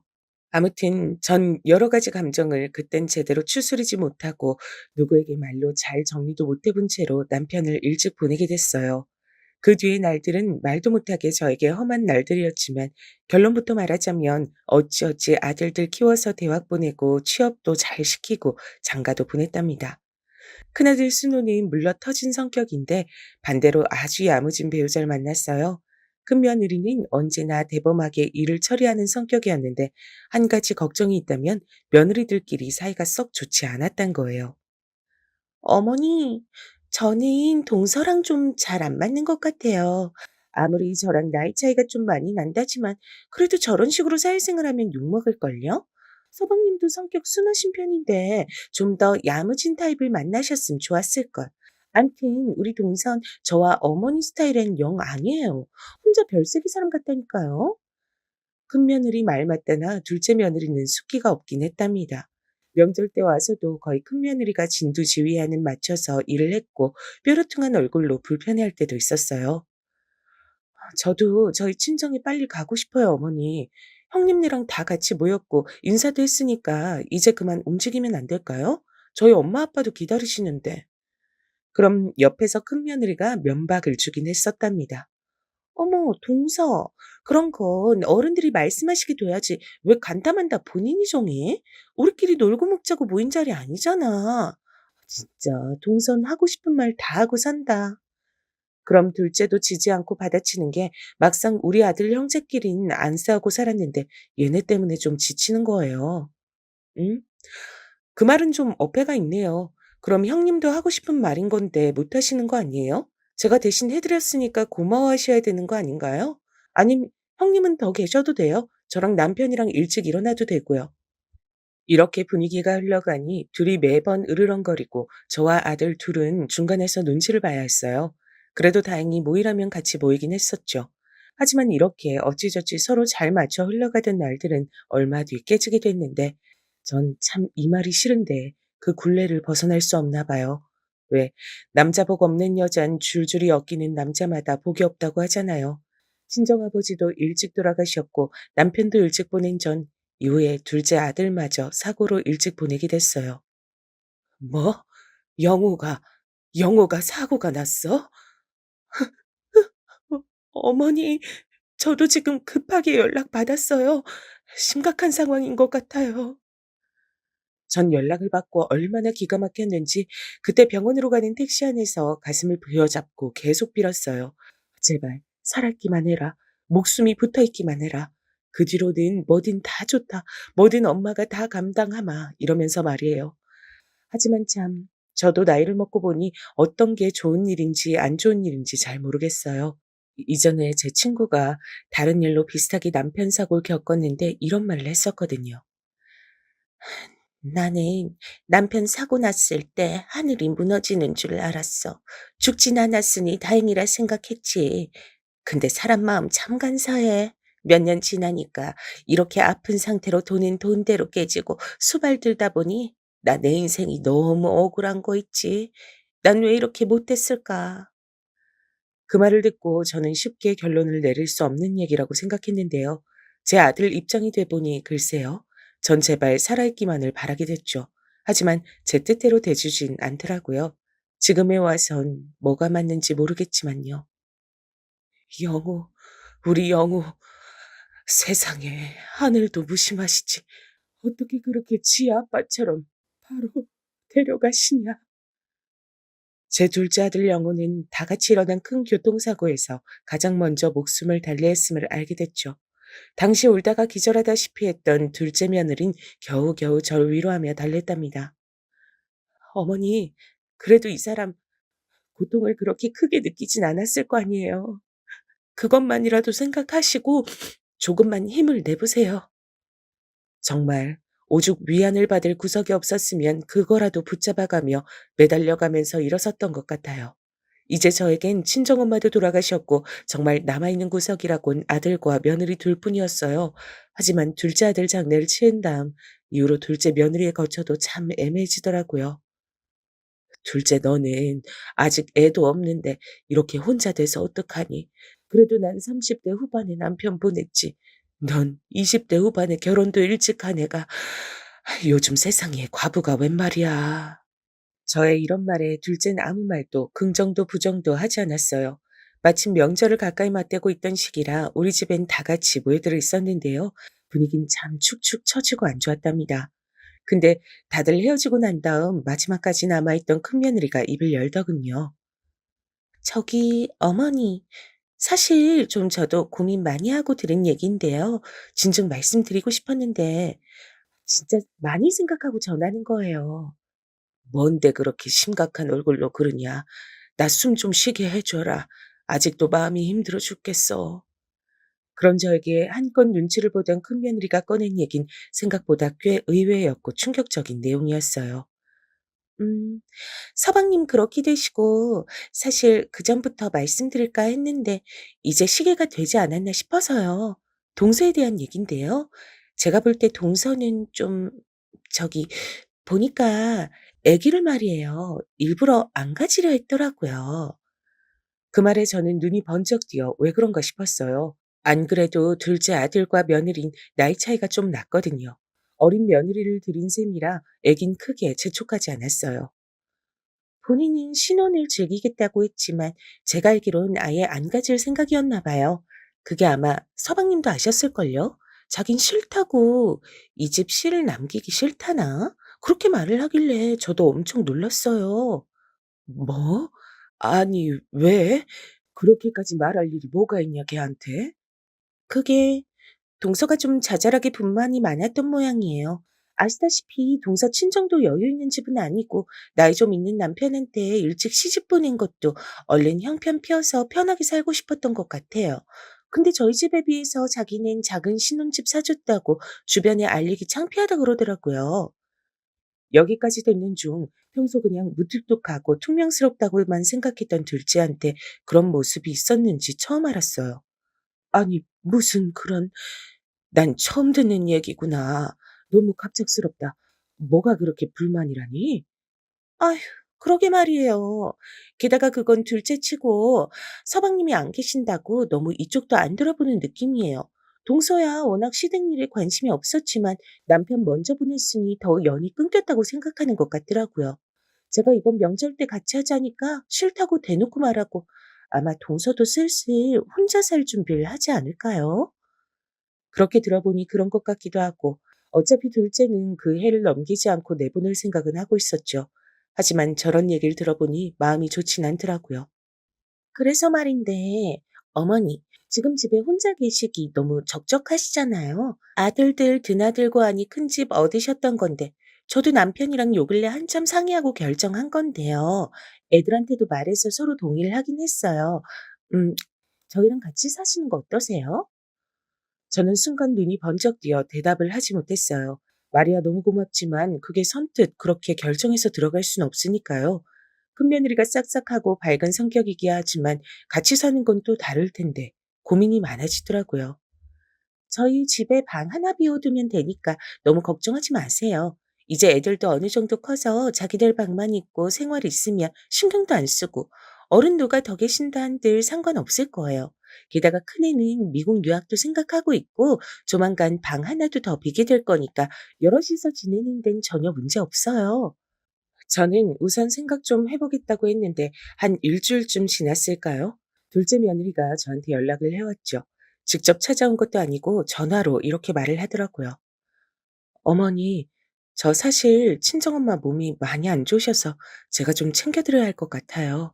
그리고 남편이랑 같이 살던 집도 이제 정리를 해야 될 것 같아서 어머니가 사주신 집이니까 어떻게 해야 될지 여쭤보고 싶어서요.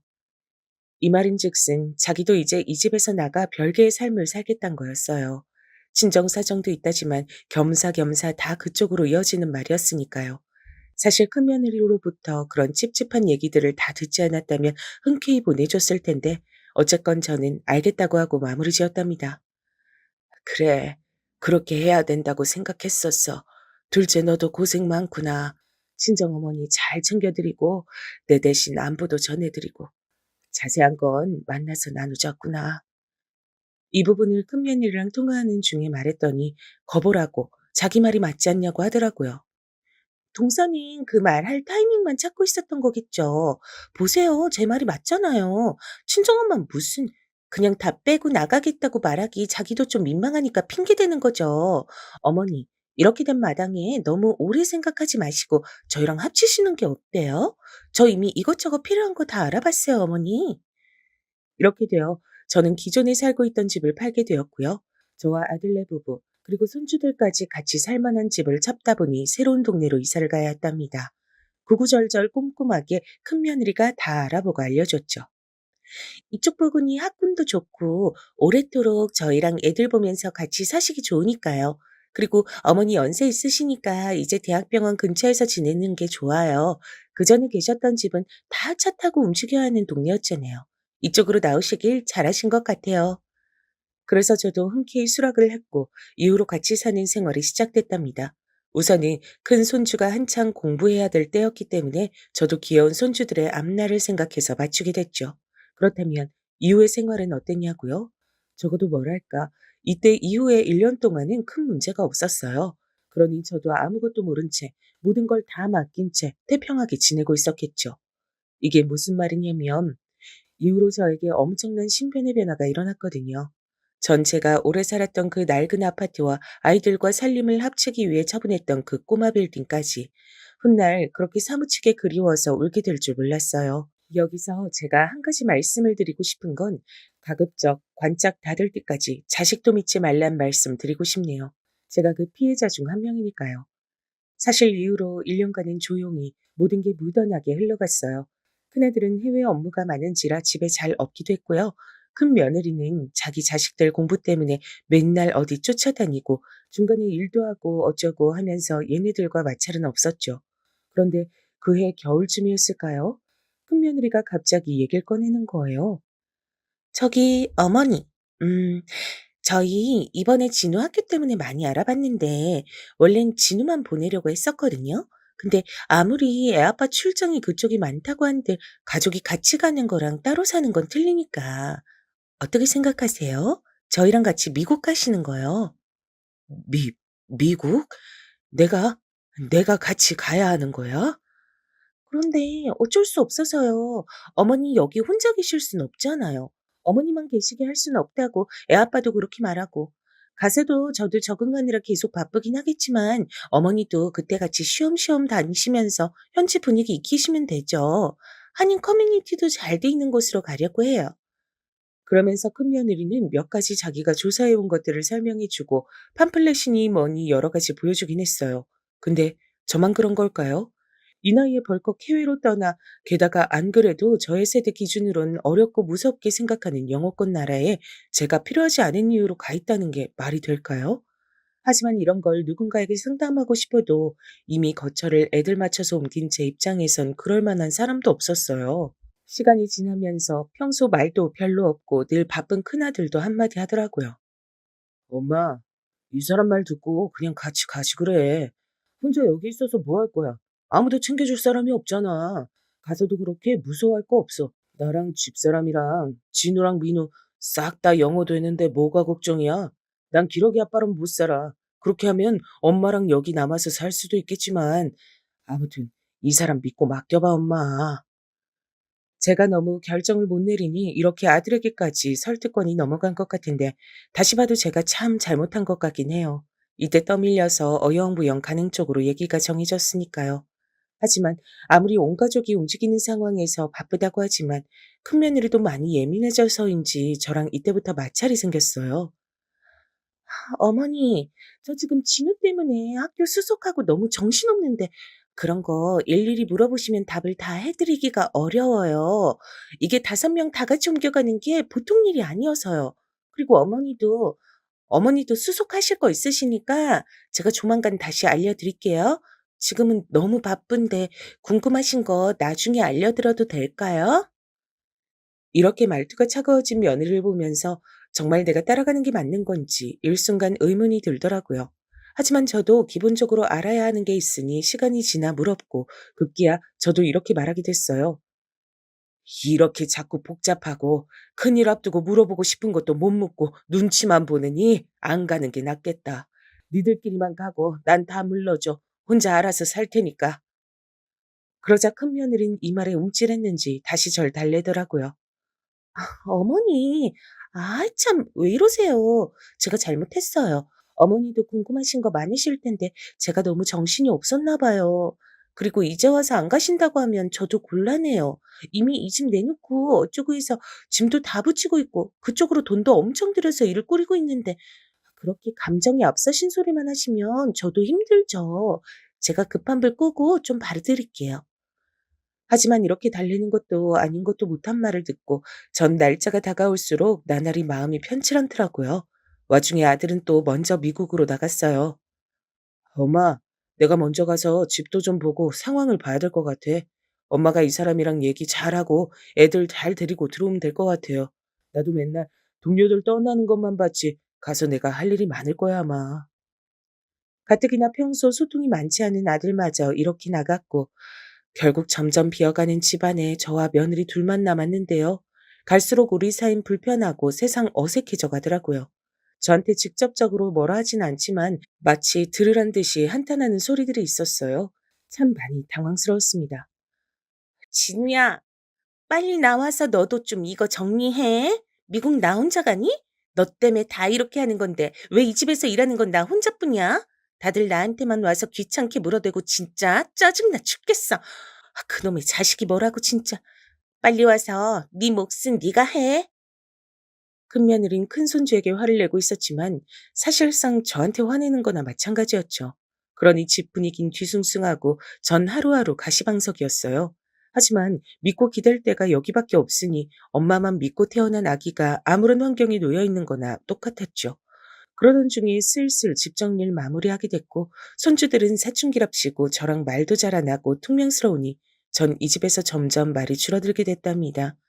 와중에 큰며느리는 정말 필요한 얘기만 전달했고요. 생각해보면 사람이 이렇게 밑도 끝도 없이 맞춰주면 더 만만하게 보는 것 같아요. 저기 어머니, 여권은 준비되셨을 거고 나머지 필요한 건 제가 또 말할게요. 애아빠랑도 지금 연락이 다 되다 말다 해서 이 사람 진짜 왜 이렇게 전화를 안 받아요? 저한테 일 맡겨놓고 말이에요. 아, 그러게. 그래, 네가 고생이 많겠구나. 얘기 좀 잘 해보지 그러냐. 저도 모르게 움츠러들어 아들에 대한 며느리의 불평을 듣고 있어야 했죠. 그런데 날짜를 맞추고 있는데 정말 제 집 말고는 아무것도 얘기를 안 해주는 거예요. 계속 날이 서 있는 큰며느리와 손주들과 함께 어찌저찌 차를 타서 공항으로 이동하게 됐어요. 그리고 그때부터 두 번 다시 떠올리기도 힘든 그날의 사건은 시작되고 말았답니다. 어머니, 여기 있으시면 저랑 애랑 가서 짐 좀 붙이고 필요한 거 받아올게요. 넓어서 또 떨어지면 만날 때 헤매니까 여기 일단 계세요. 그래서 전 빠르게 다시 물어봤습니다. 아, 그래. 근데 나도 같이 가 있어야 되는 거 아니냐? 여기 너무 넓고 정신없는데 무슨 비행기를 타야 하는 거냐? 그러니 큰며느리는 아주 짜증스럽게 대꾸를 하는 거예요. 아이 참. 아직 탑승권도 안 받았고 저도 무슨 편인지 몰라요. 가서 받아올 테니까 기다리시라고요. 저 지금 밥도 못 먹고 커피도 못 마셔서 뭔 정신인지 모르겠어요. 진우야, 빨리 따라와. 그러면서 큰며느린 얼른 일어서서 자리를 떠버렸고요. 그 뒷모습을 보면서 저도 참 어안이 벙벙했고요. 제가 알기론 비행기 시간이 오전 10시 반이었고 우리가 도착한 건 8시쯤이었거든요. 근데 넓은 공항에서 손주들을 데리고 사라진 며느린 30분이 지나도록 연락이 없더라고요. 전화도 안 되고 손주들도 안 받고요. 점점 초조해진 저 역시 온갖 걱정과 낯설음에 밀려 밤을 샜기 때문에 엄청 피곤했지만 더 예민해져 있었어요. 비행기 편이나 아무것도 제대로 뚜렷하게 알려주지 않고 그저 지역만 말해주고 시간대만 말해주니 어떻게 할 수가 없는 거예요. 이 부분에서 지나가는 사람들에게 도움을 요청했지만 제가 묻는 내용도 정확치 않았어요. 그게 우리 며느리가 그 수속하고 온다 했는데 벌써 1시간이 되도록 연락이 안 돼요. 전화도 안 받고 미국이요, 미국. 미국 가는 건데 10시 반 비행기라 그랬는데 이렇게 있어도 되는 건가요? 아님 수속하는 쪽 좀 어딘지 알려줘요. 그러자 그 사람들도 되게 당황스러워하더라고요. 아, 여기가 워낙 복잡하고 커서 그리고 미국 가는 비행기가 한두 편이 아닌데요, 할머니. 며느님이랑 다시 전화를 해 보시는 게 그리고 10시 반 비행기면 진즉 벌써 들어갔을 텐데요. 뭐라고요? 벌써 들어가요? 어디를요? 해외 경험이라곤 한 15년 전쯤 둘째 아들이 보내준 중국 여행 말곤 없었던 저라 게다가 패키지로 가서 다 쫓아만 다녔으니 알 리가 없었죠. 그리하여 힘들게 수속하는 쪽으로 넘어가서 물어물어 여권을 보여주곤 했지만 제가 뭔 비행기를 타고 하는지 중요한 걸 모르잖아요. 그래서 이 모든 내용을 건너뛰고 결론부터 말하자면 저도 참 수치스럽고 비참하지만 저는 그날 공항에 버려진 게 맞았답니다. 이 상황을 그 말 말곤 달리 뭐라고 할지도 모르겠어요. 버려진 게 맞으니까요. 큰며느리와 손주들은 집채 같은 짐들을 싣고 사라진 이후 제 앞에 나타나지 않았고요. 전 그날 밤이 되고 다음날 새벽으로 넘어갈 때까지 계속 혼자 있었죠. 아들이요. 당연히 연락이 안 되었죠. 그날 말고도 진즉 한 달 전쯤도 미국 가서 저랑 연락이 안 됐는걸요. 주변 사람들에게 물어 하소연을 했지만 돌아오는 답은 다 같았어요. 아이고, 내 또래 사람이라서 그냥 지나칠 수가 없는데 이걸 어떡해요? 세상에 뭐 이런 경우가 다 있어. 아니 글쎄, 며느리가 미국 사러 간다고 시어머니를 데려와 놓고 없어진 거예요. 이쯤 되면 포기해야지 어떡해. 그 갖고 있는 돈이나 이런 건 없어요? 당장 어디라도 가야지 어떡해. 예, 네가 좀 도와드려라. 이때 새벽 비행기를 타려고 대기하고 있던 어떤 가족이 그나마 절 도와줬고요. 제 또래급으로 보이는 60대 여자가 자기 아들을 시켜서 여기저기 그 시간에 갈 만한 곳들을 알아봐 주더라고요. 그때 전 속으로 참 피눈물이 흘렀죠. 이거 참, 나도 자식이 있는데 말이죠. 그쪽은 그래도 아들이 그렇게 엄마 말도 잘 듣고. 암튼 고맙습니다. 이런 어줍지 않은 말로 감사를 전하는데 너무 서럽고 기가 막히고 눈물이 줄줄 났어요. 세상에 갑작스런 재난을 당한데도 이보다 덜 절망스럽고 당황스러울 것 같아요. 절 안타까워하며 본인 엄마 또래라고 하나라도 더 챙겨 알려주려는 그 집 아들을 보니 생전에 딸내미처럼 제 옆에 붙어 있던 둘째 아들이 너무 보고 싶어지더군요. 전 그 이후로 얼마 없던 현금들을 갖고 어찌어찌 노인네들 많은 센터로 가게 됐어요. 절 상담해 준 젊은 여직원은 처음엔 절 무척 생각하는 듯 말해주더군요. 평범치 않은 일을 겪었던 전 차마 경찰에 신고하고 그럴 순 없고 일단 뭐든 간에 안정이 좀 되길 바랬어요. 경찰 신고까진 아직 좀 모르겠네요. 애들도 사정이 있었을까 봐. 아이고, 할머니 너무 순진하시다. 여기 뭐 똑같진 아니어도 비슷하게 넘어오신 할머니, 할아버지가 숱하게 많아요. 그건 버린 거지 뭐예요. 게다가 사정 지금 들어보니 완전히 다 뜯긴 거 맞잖아요. 근데 왜 집 팔려고 할 때 순진하게 다 팔아가지고 주셨어요. 쥐고 계셨어야지. 이 여직원은 절 처음엔 걱정해 주는 듯 보였지만 듣다 보니 점점 제 얘기를 갖고 조롱하는 것처럼 느껴지더라고요. 그게, 아유, 그러게.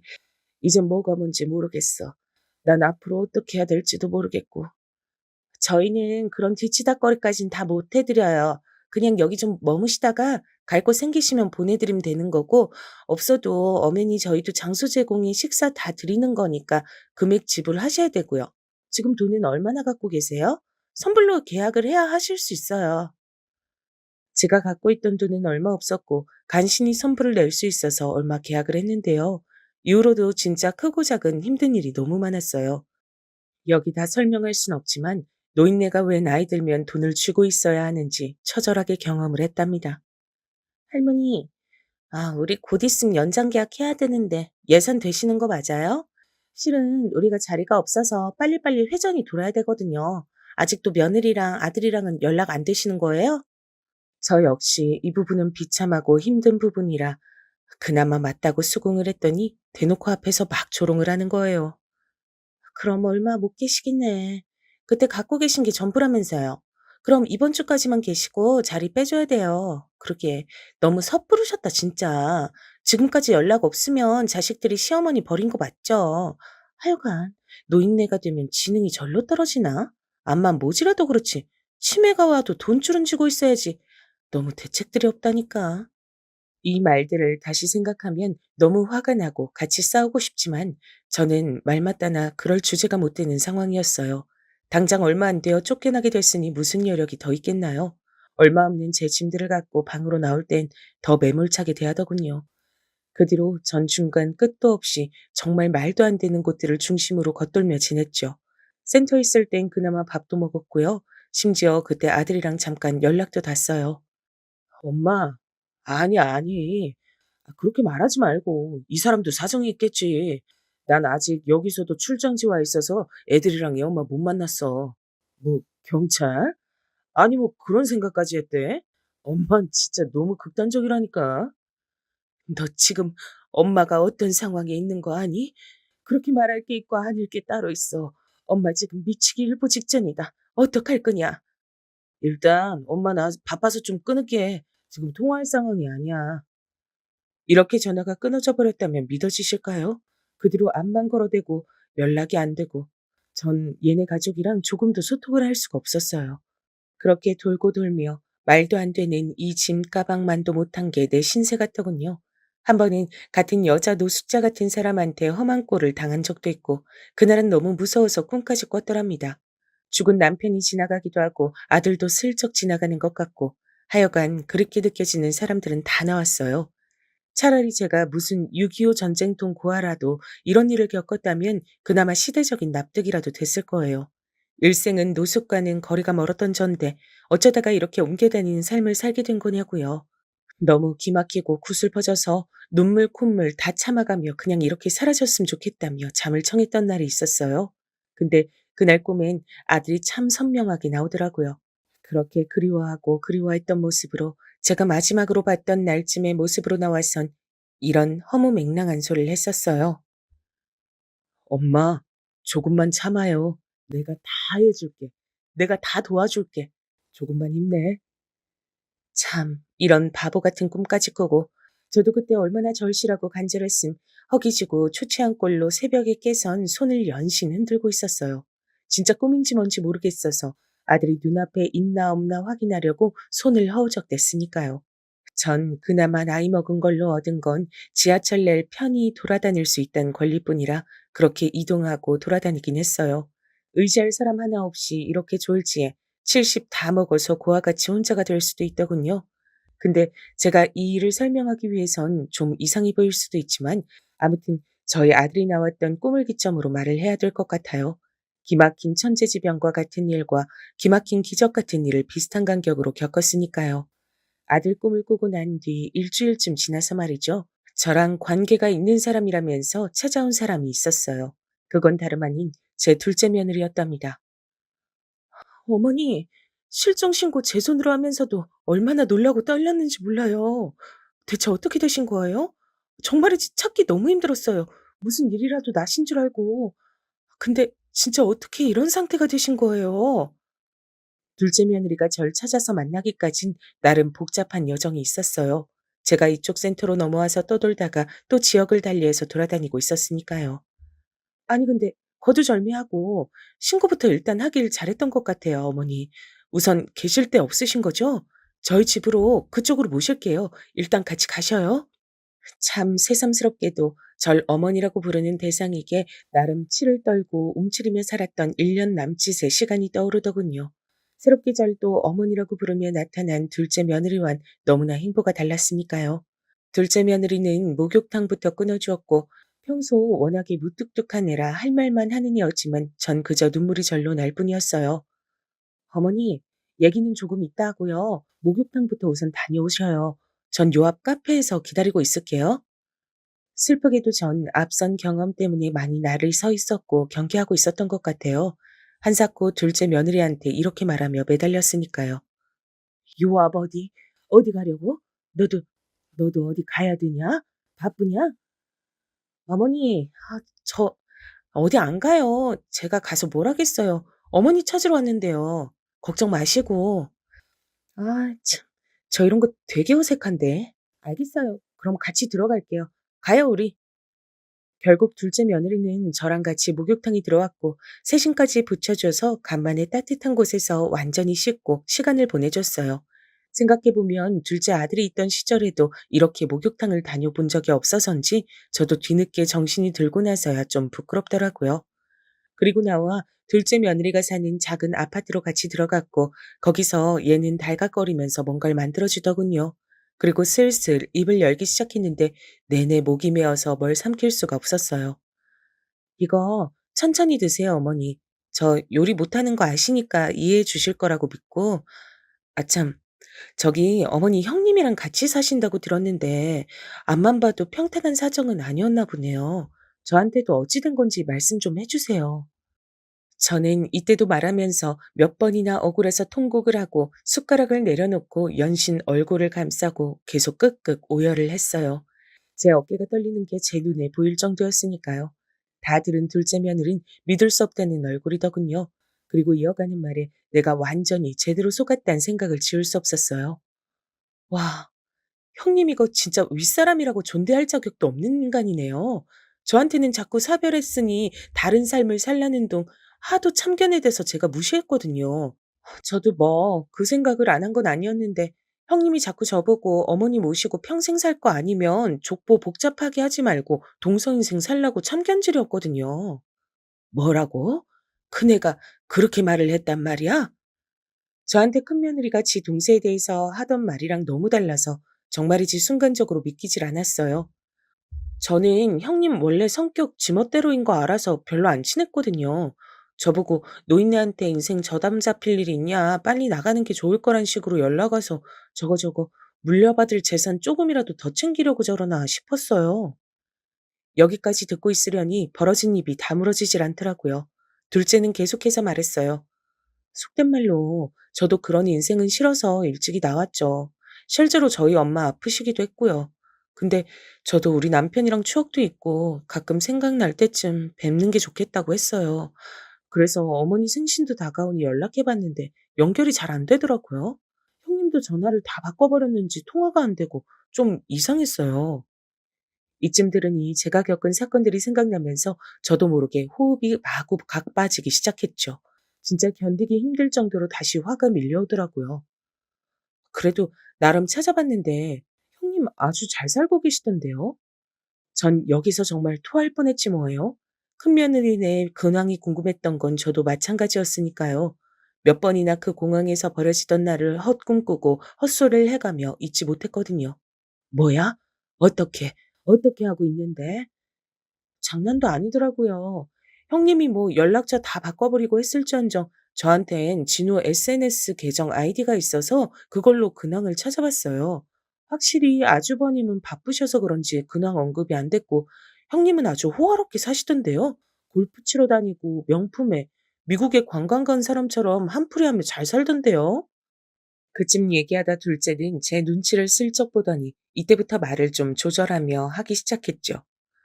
어머니, 너무 흥분하지 마시고, 일단은요, 저도 그 풍경 안에 어머니가 없는 게 이상한 거예요. 그래서 주변에 상담해보니 다들 유추하는 게 비슷해 보이더라고요.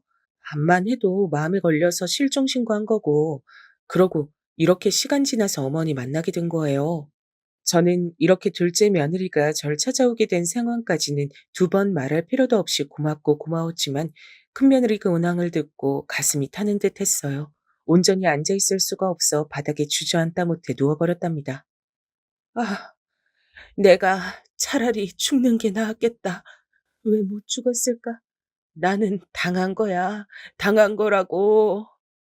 이런 제 말에 둘째 며느리는 같이 슬퍼해주긴커녕 천연덕스럽게 받아치더라고요. 그게 저한테 엄청나게 커다란 집채만한 위로를 갖다 줄 줄은 정말 상상도 못했네요. 어머나, 왜 어머니가 그런 모양이 돼야 돼요? 죽다뇨. 말도 안 되는 말씀하지 마세요. 형님 가만히 두면 안 되죠. 잡아서 족치다 못해 부숴서 가루로 만들어버려야 돼요, 어머니. 이젠 정신 더 똑띠 붙잡으셔야지 무슨 말씀이세요? 뭐? 그게 무슨 말이냐? 어떻게 그러란 말이야? 누가 어떻게? 그러자 둘째 며느리는 굳은 얼굴로 이렇게 말하더라고요. 듣자하니 형님은 저랑 어머니 사이도 이간질하면서 공사 쳐놓은 게 아니고 저도 엄연한 피해자인걸요? 아니 뭐 어머니 재산 어쩌고 그런 게 아니라 이간질하는 거에 당해서 밀려나고 어머니랑도 멀어진 건 맞잖아요. 그리고 영호 씨 생각하면 참 형님도 웃긴 사람이에요. 남편 멀쩡히 살아있으면 고마운 줄 알아야지 뭔. 그러면서 둘째 며느리가 저한테 제안한 내용은 이런 것들이었어요. 안 그래도 제가 얼마 전에 형님이랑도 연락해봤어요. 진호통에서 급한 일이라고 전화번호 겨우 받아서 연락해봤는데 무시하더라고요. 저 다시 연락할 거예요. 어머니께 들은 거 토대로 해서요. 들으면서도 저는 잘 될까 싶었는데 며칠 안 되어 큰며느리로부터 답장이 왔다는 거예요. 저한테 문자 내용을 보여주는데 큰며느리가 눈앞에 있으면 당장 뺨이라도 갈겼을 거예요. 나보고 어쩌란 거야? 내가 무슨 어머니를 말라죽게 했어? 동서랑 난 이제 아무런 관계도 아니고 뭣도 아니야. 어머니가 그렇게 말씀하고 다니셔? 본인이 곧 죽어도 남아서 혼자 사시겠다고 해놓고 거짓말이 과하시다. 암튼 나한테 연락하지 말아줄래? 다음엔 차단할게. 이따위로 거짓말로만 가득 채워보낸 내용을 읽고 주먹이 불끈 쥐어지더군요. 하지만 둘째 며느린 다시 절 안심시켜주는 거예요. 세상에 정말 죽으란 법은 없더군요. 저희 친척 언니도 같은 지역은 아니지만 미국 살아요. 거기 한인들 모인 대형 커뮤니티가 있는데 형님 이딴 식으로 나오면 거기 다 불어버려야죠. 대신 상황이나 이런 거 진실인 것으로 비춰지도록 쓰려면 어머니 신상이라든지 이런 게 나와야 할 수도 있어요. 괜찮으시죠? 그러니 저도 이젠 이판사판일 수밖에요. 손주들도 눈에 보이지 않고 아들이나 큰며느리나 다 거기서 거기란 판단이 뒤늦게 이뤄지더라고요. 난 이제 잃을 게 없어. 그네 곡을 아주 다 송두리째 박살내도 여한이 없겠지만 나는 내 집 한 돈, 그것들이 갖고 가져간 거, 그것만 돌려받으면 다 잊고 살 거야. 늙음하게 거지같이 사는 건 이제 못해 먹겠다. 죽는 게 나아. 제 말에 둘째 며느린 한숨을 쉬며 고개를 끄덕이더라고요. 아, 참 어머니, 죽는단 말씀 그만하세요. 살 길이 있다니까요. 그럼 일단은 그렇게 알고 진행할게요, 어머니. 그리하여 둘째 며느린 아주 대장정의 글을 써서 그 한인 커뮤니티인지 뭔지 아는 곳에 큰 며느리네 가족을 고발하게 됐어요. 역시나 허세 심하고 남들 눈의식하고 사는 형님한텐 이 방법이 최고예요. 경찰에 신고하고 뭐라고 해도 제대로 도움도 안 되고 이렇게 신상 애매하게 공개해서 먹이는 게 최고거든요. 그 글에는 홀로 남은 시어머니를 꼬드겨 집까지 팔게 하고 그 돈 싹 다 가지고 날라버린 큰며느리의 만행을 전부 지적하고 있었죠. 손주들 이름까지 적당히 노출이 돼서 그런지 참 거짓말처럼 얼마 뒤에 연락이 왔답니다. 형님 장난 아닌데요? 그래서 제가 어머니랑 얘기하라고 전화 연결해 드린다고 했어요. 그 전까진 글 안 지울 거라고 경고했죠. 이리하여 저는 정말 얼마만인가요?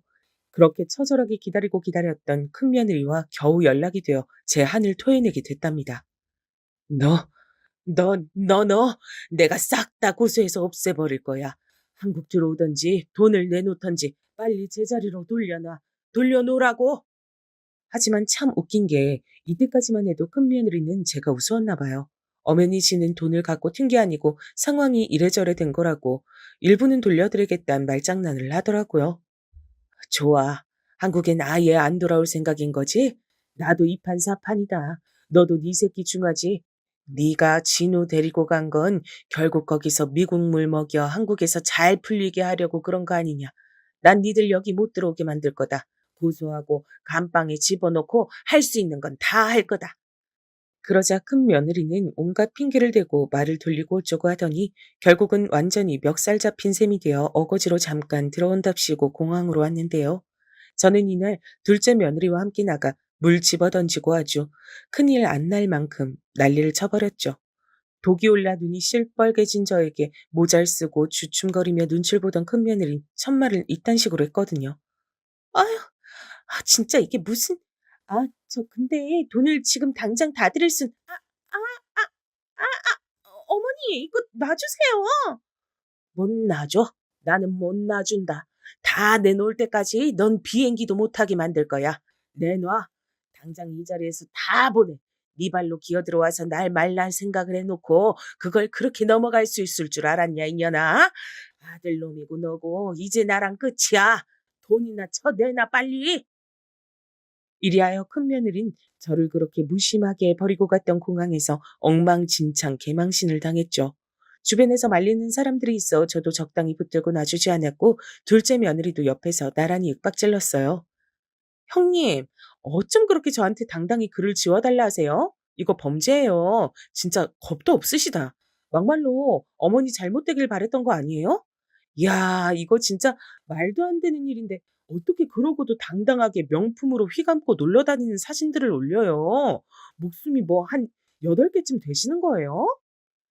이렇게 이죽거리며 놀리는 둘째에게 큰애는 분한 기색을 내보였지만 별 수 있나요? 정말 더 놀라웠던 건 이때조차도 큰아들은 같이 들어오지 않고 큰 며느리만 들어왔단 거예요. 전 정말 자식 복이 없나 싶어요. 둘째 아들은 먼저 갔지. 큰아들은 죽은 건지 산지도 알 수 없지 행방을 모르니까요. 그나마 제가 지금 살 소망이 있는 건 큰 며느리로부터 재산을 거의 99% 돌려받았기 때문이죠. 그리고 둘째에게 얼마 줬는데 바로 선을 긋더라고요. 아니에요, 어머니. 그럼 저 용돈만 주세요. 딱 100만 원만 주시면 되겠다. 그죠? 그 이상은 됐어요. 서로 부담스럽잖아요. 그러고 자기 할 일은 끝난 것 같다며 한동안 또 연락이 없더라고요. 전 이후로 작은 아파트를 얻어서 살고 있고 벌써 이 일도 몇 년 지난 일이 됐네요. 아무쪼록 죽기 전까지 돈 잘 붙들고 살아야 하고요. 어디건 등쳐먹는 일 안 당하도록 주어진 분수 내에서 절약하며 조심하며 살아야 한다고 생각해요. 가끔 아들 생각이 날 때 둘째 며느리 만나서 같이 밥 먹는 정도만 하고 있어요. 마지막으로 만난 것도 벌써 4, 5개월 됐고요. 인생의 끄트머리라고 생각했던 시점이라 할지언정 진짜 끝은 언제 올지 모르는 것이라고요. 제가 너무 마음 놓고 있다가 자식 부부한테 뒤통수 거하게 얻어맞고 나니 참 아이러니하게도 다시 삶에 대해 욕심이 생기네요. 죽을 때까지 뭐 하나라도 더 알고 깨끗하게 마무리하고 가고 싶다는 생각뿐이에요. 여기까지 가파른 저의 인생 얘기를 들어주셨네요.